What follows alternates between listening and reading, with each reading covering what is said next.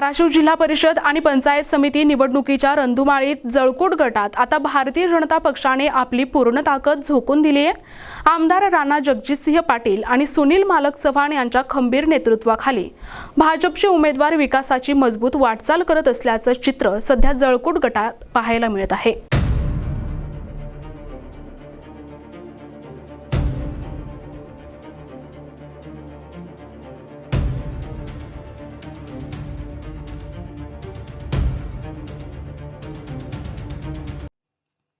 जळकोट जिल्हा परिषद गटात भारतीय जनता पार्टीच्या अधिकृत उमेदवार सौ ज्योती प्रकाश चव्हाण यांच्या प्रचाराने मोठी गती घेतली आहे।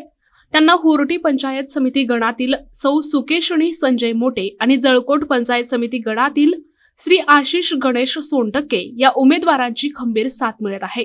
ही तीनही नावे सध्या जळकोट गटात विकासाचे ट्रम्प कार्ड मांडली जात आहेत।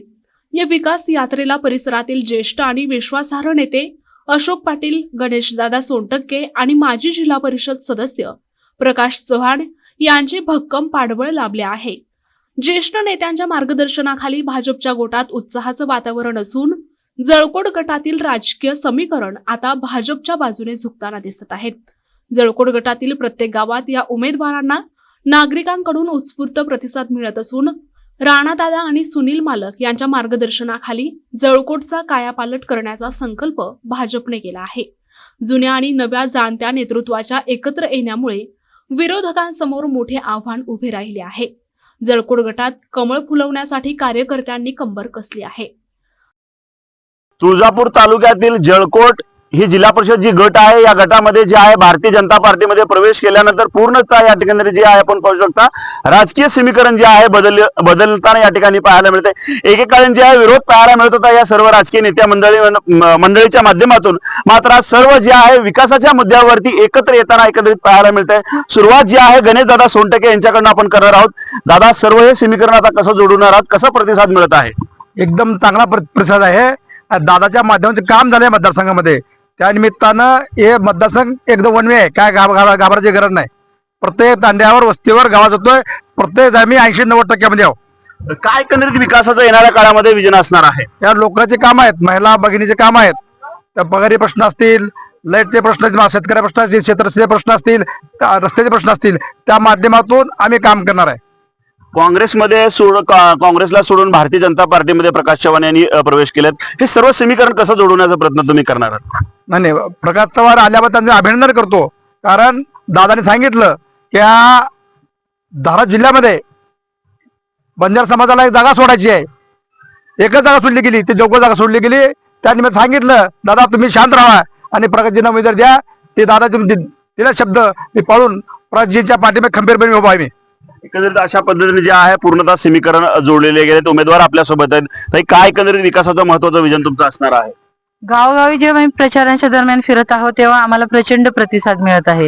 याचं मुख्यतः कारण आहे की राणा दादांनी प्रत्येक गावोगावी जो विकास कामांचा धडाका लावलेला आहे, त्यामुळे लोक पुढे होऊन आम्हाला म्हणते की राणा दादांनी आम्हाला लगेच हा निधी उपलब्ध करून दिला, सभागृह असेल, पाणी पुरवठा असेल, त्यामुळे लोकांचा प्रतिसाद बघून आम्हाला खूप आनंद वाटत आहे।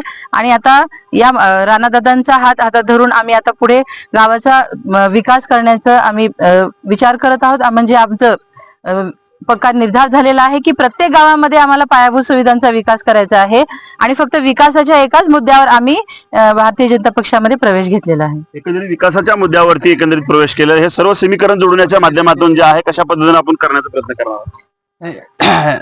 आता आम्ही या तालुक्यामध्ये आदरणीय राणादादाच्या माध्यमातून विकासाची एक घोडदौड चालू आहे आणि त्यामुळे जे राहिलेले काम आहेत, वाडी वस्त्यावर गावात जे राहिलेले काम आहेत, त्या कामासाठी विकासासाठी आम्ही या भारतीय जनता पार्टीमध्ये प्रवेश केला आहे।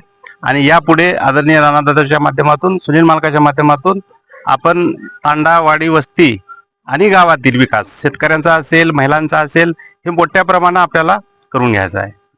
हे सर्व समीकरण जोडण्यामागे कशा प्रतिसाद मिळत आहे, कसं एकंदरीत जे आहे येणाऱ्या काळामध्ये या निवडणुकामध्ये रंगणार आहे? निश्चितच राणादादाच्या, सुनील मालकाच्या माध्यमातून आम्ही विकास कामाच्या बाबतीत पुढे जाणार आहोत आणि विकास करणार आहोत।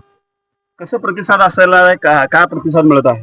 त्या तालुक्यामध्ये भारतीय जनता पार्टी आश्वासनाच्या जोरावरती नाही तर विकासाच्या जोरावर निवडणूक लढवत आहे आणि 100% आम्हाला विश्वास आहे राणादादाच्या माध्यमातून हे जे उमेदवार आहेत भरघोस अशा मताने निवडून येणार आहेत. यात काही शंका नाही. जे आहे अशा पद्धतीनं प्रतिक्रिया कुठेतरी येताना पाहायला मिळते. काही नेते आपलं हे सर्व विरोधक पाहायला मिळत होते, आज सर्व एकत्र येतात. काय विजन असणार आहे? दादाने विजयाचं समीकरण घालून या ठिकाणी प्रकाशराव चव्हाणांचा असेल, अशोक पाटलांचा असेल, प्रवेश घडवून आणल्यामुळं हा जो मतदारसंघ आहे की पूर्वी काँग्रेसकडे होता, हा मतदारसंघ भारतीय जनता पार्टीकडे येण्यामध्ये सहज सोपा झालेला आहे. कारण दादाने या मतदारसंघामध्ये भरपूर विकासाची कामं केलीत. एकही गाव नाही तिथं 60-70 लाखाच्या पुढं निधी या मतदारसंघामध्ये दिलेला आहे. आमच्याच कोर्टी पंचायत समिती गणामध्ये तिथं मोठी MIDC होऊ लागलेली आहे. या सगळ्या माध्यमातून दादाच्या हात बळकट करण्यासाठी आम्ही सर्व कार्यकर्ते एक समीकरण सगळेच म्हणजे कुठलाही भेदभाव न राहता सर्वच कार्यकर्ते एकत्र एक दिलानं सर्वजण प्रचार करतायत. आता उमेदवार या ठिकाणी देखील उपस्थित आहेत. गणेशदादा सोनटके यांचे चिरंजीव आहेत. तुम्ही देखील मैदानात आहात. कसं प्रतिसाद मिळत आहे? विरोधकांच्या आव्हानाकडे कसं बघताय तुम्ही? खरं पाहता विरोधकांचं काही आव्हान नाही. आमची लढाई ही आम्ही जे कामं केले जनतेचे, ज्या जनतेचे कामं जे केले ते कामं जनतेसमोर घेऊन जात आहोत.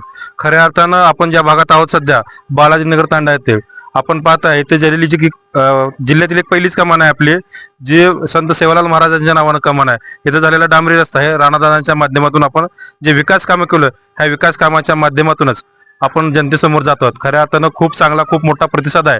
विरोधकांकडे काहीच नाही, फक्त आश्वासनाशिवाय काहीच नाही. त्यांच्याकडे देण्यासारखं काय आहे का? तर काहीच नाही. जनता म्हणते तुम्हाला निवडून दिलं तर काय करणार?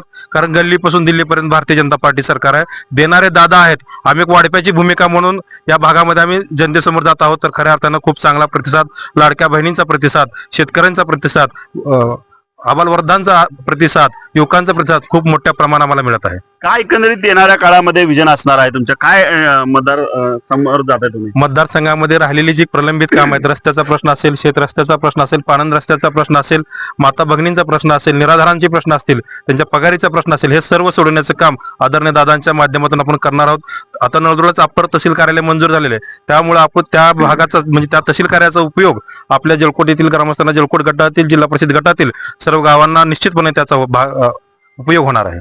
एकंदरीत पाहायला गेले तर ह्या जळकोट गटामध्ये जे आहे पूर्ण विरोधक एकत्रित येऊन जे आहे भारतीय जनता पार्टीचा मिळत असलेला प्रचंड प्रतिसाद आता कितपत आता यश मिळणार हे आता पाहणं तितकंच महत्वाचं ठरेल.